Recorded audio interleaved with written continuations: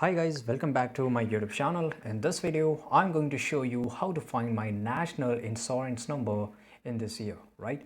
So first of all, you have to go into your browser and you can just go to any browser. So let's say I will use this Brave browser here, okay? And after just a few seconds, go to in search bar and type find my lost national insurance number and just hit the enter. And guys, here you will find a website here that is called gov.uk, right? And this is official website by UK government. So just hit the link here, and after that you will be here, and here just scroll through a little bit down and just click on start now, find your national insurance number online, right?